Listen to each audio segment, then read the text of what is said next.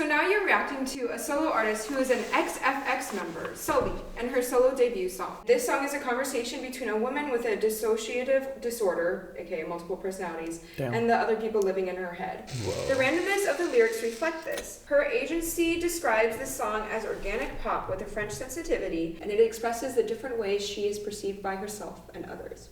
The song is composed by Johann Gustafsson and Cassiopeia, and the lyrics are written by Sulli. Do you want the lyrics beforehand or after? I think I'm actually okay. All right, you ready? Always. You know what? Wow, that's gonna be intense.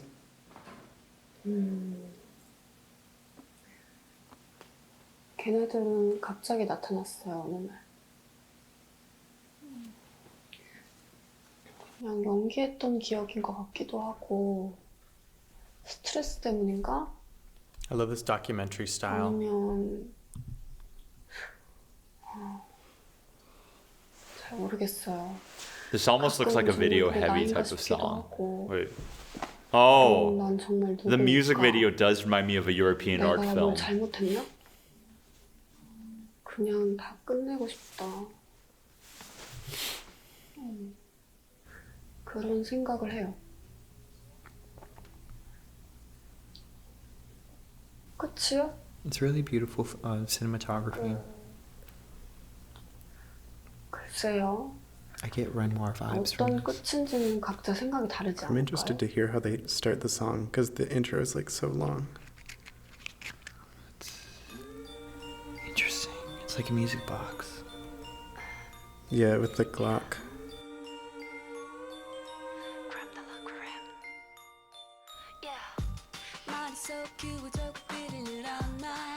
Wow, I like the minor major chord progression.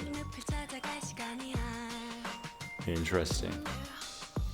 That's a weird bass to choose, I think. It's like kind of funky. Yeah. Yeah.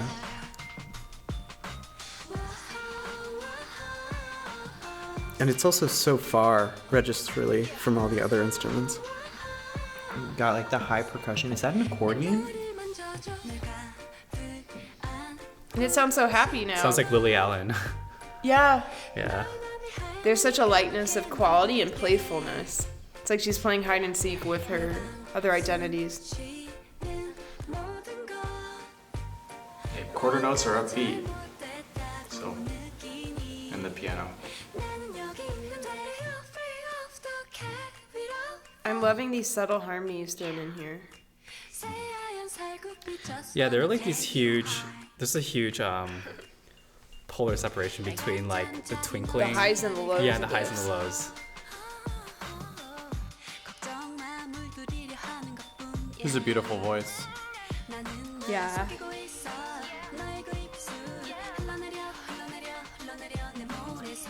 Whoa.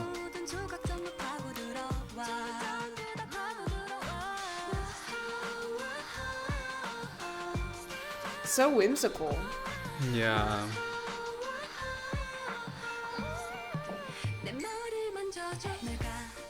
What's going on here? It's interesting. They kind of started off with the same block chords in the piano for the Sulli 2 and Sulli 3, and then the same Glock right before Sulli 3 that they had in Sulli 1. Whoa. I'm just very wrapped up in this video. It's really, really interesting.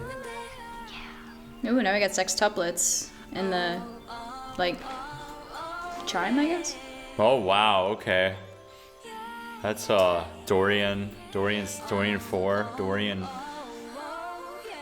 Yep. The knock tight, the knock lining up with the drums.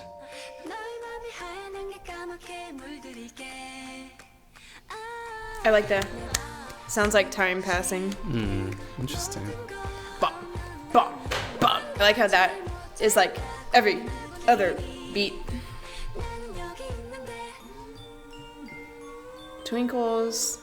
Back to the eerie side of her.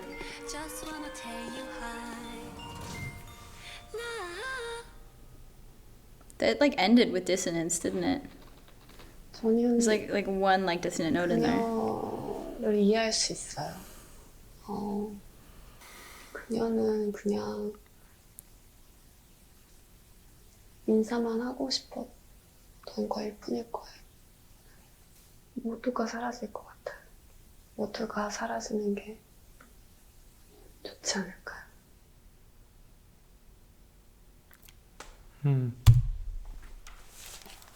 Interesting. I really like it. I get the vibe, and I've gotten this vibe a few times reacting on this channel, but I get the vibe from her that she really like high art. I get the vibe that she like really knows what she's doing and that she's making a statement. And I think she's a phenomenal vocalist. Even though the song was short and it didn't showcase that much, she was really able to like pack in a lot in there. I think just like aesthetically and as a vocalist, just the production of the song too, I thought it was all really, really, really well done. I wish I had seen the lyrics before, now that I'm in hindsight, because I can tell that it sort of was like serving that. But at the same time, I know that, again, sometimes we'll watch songs that are sort of like the song and the textures are sort of like the backdrop for what the words have to say.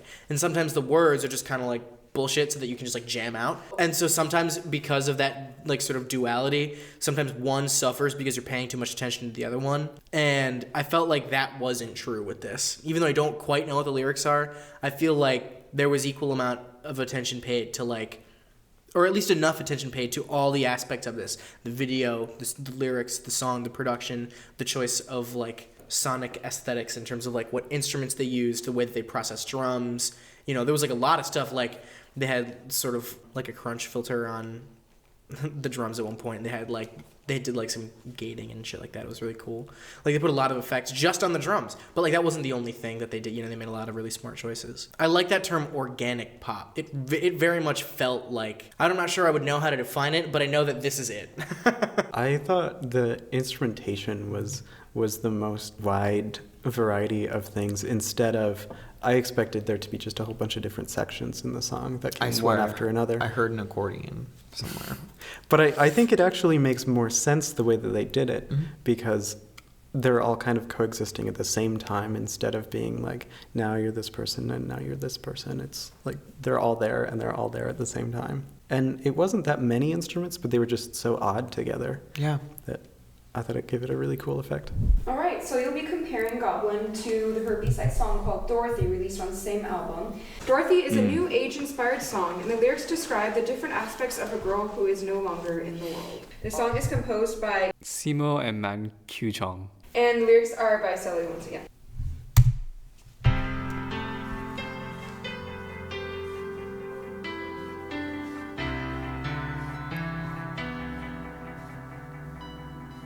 That shuffling noise on the ands, it's really interesting.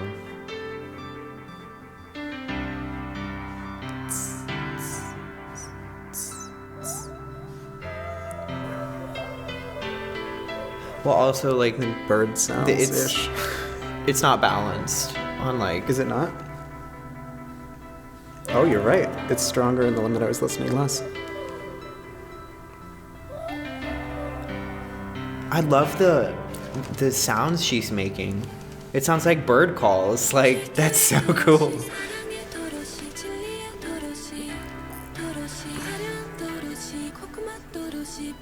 Oh, it does sound kind of pentatonic, doesn't it? Yeah, totally. Yeah, it's pentatonic.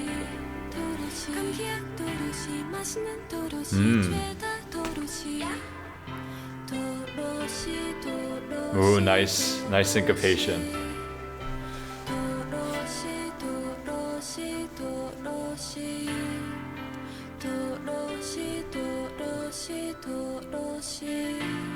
Ooh. Oh! Yeah! That's such an interesting progression, because that gave me chills. I've never heard that in music that is not, like, from Asia. Yeah! She's like entirely in syncopation this whole time. Wow.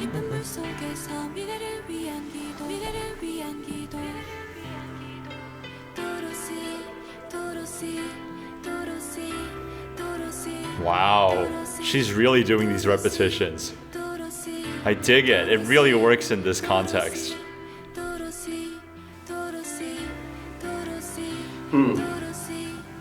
This is like such a nice song that just sets up an atmosphere that you just like, as a listener, can just live in. It's really nice. Just like a cricket or something? Oh my gosh, that little cricket noise, it sounds like she's saying Dorothy. Oh. Oh, that's so cool. I love this. Oh, alright. That's cool! That is so cool! That's like contrast! That's real contrast! Oh.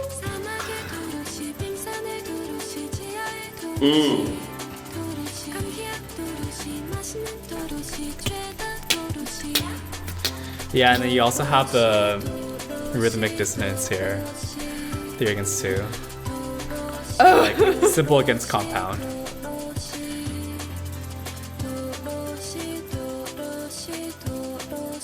Man, so many polyrhythms. Like there's something about like having a really high energy fast 4 over that like really chill 3 that just like is like cognitive dissonance. It's very interesting and a really smart choice. It feels like the music is like splitting in different directions because of the meters. Oh, that's it's like, beautiful. It's expanding, and it's just her voice, and it's just echoing while it's like.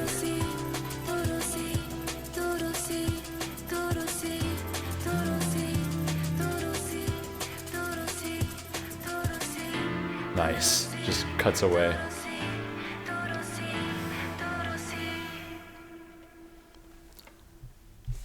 Yo, that was so cool.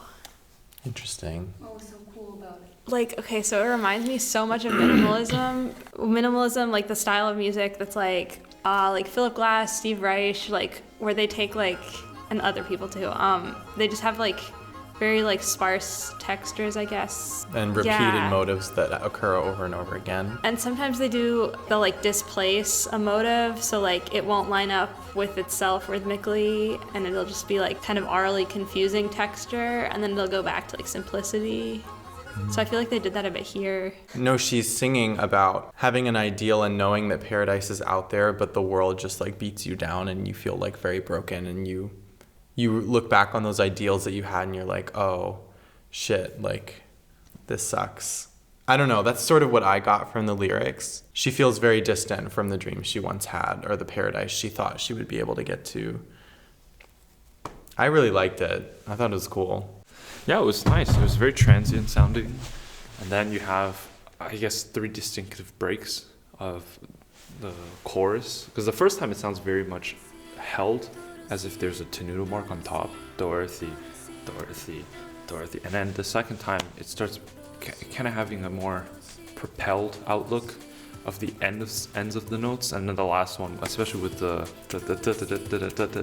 change to the ambiance to a more upbeat feel, as opposed to stuck and kind of grounded to every moment of the passage in each verse. It starts soaring even faster and faster. So it's very interesting to see her change the approach of saying Dorothy.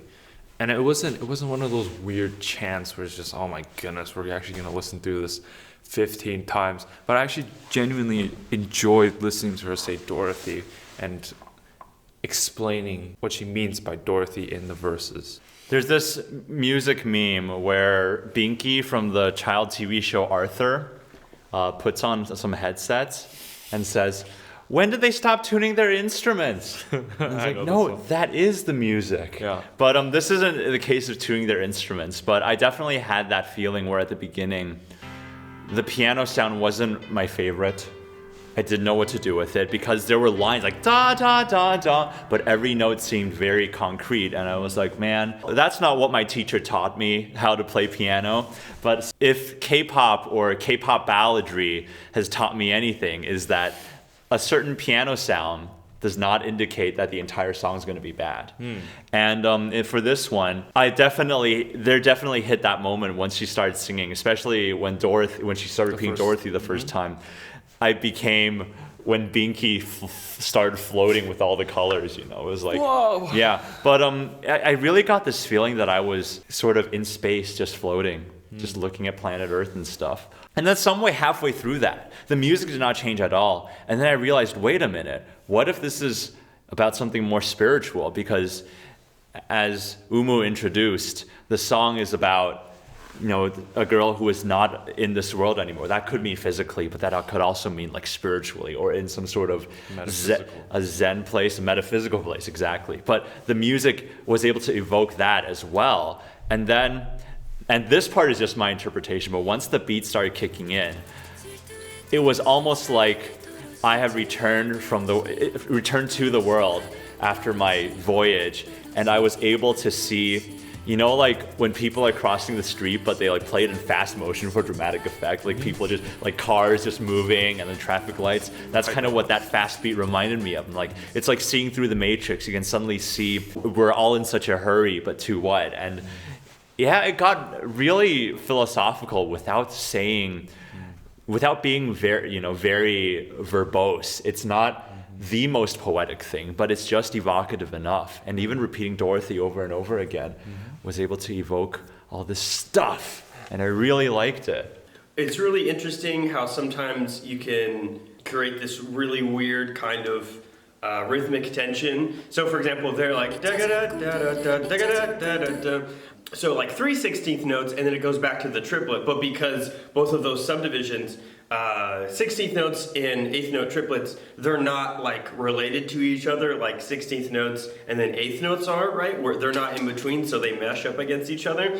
It creates this kind of really weird syncopated feel. So that's what I think. Like that's what I hear with what she's doing. It's really cool how she had like different meters going on towards the end with the really fast break beat, and then just like that triplet 6/8 feel that Seiji brought up. Also, what's really cool is if you notice, like in the chorus, like da da da Dorothy, right? So like it's just really cool how the lyrics match what's going on musically. So for the chorus, even though it's different pitches, it's like a 3-note repeated motive, and then she kind of reflects that in the verse where all the lyrics like melodically were grouped into like the same melody note. So like 3 notes and then 3 notes, like so just this repetition of like groupings of 3 was really cool. I liked how the repetitions, especially the word Dorothy, it's like her in conversation with herself over and over and over again, while like it's just expanding. Maybe it represents expanding from like a single focus. Thoughts never leaving your brain, always just there. Maybe, or I mean, but it seems like it's taking up space. It was positive. So like, too. It just seemed like it's not even in her head, or like maybe it's the idea that her head's expanding, like her head space. I don't know. She has meditated 10,000 hours. That's all I gotta say. Do you like Dorothy or Goblin better? Why? Dorothy. Why? Because. That was a because period. Because. I like this because I feel this way right now. Like I'm kind of tired actually, so it's just like hearing her voice just like echo and echo and echo, it just feels like rest. I like the repetition and like how there was so much variety in it, but it was just repeated a lot. And like Daniel said, everything just expanded. So it had this kind of nice, light, yet exciting, energetic vibe. Yeah. It like puts me in my feels. Like just like the way the piano part is this like chromaticism to it that goes both ways of like uplifting and downlifting, but then also it's just such a unique, like her voice. Well, and also it's like simple, yeah, but also there's a lot texturally going on, and I love that when you have to like listen for like the good parts. And then also I love great voice leading and counterpoint, so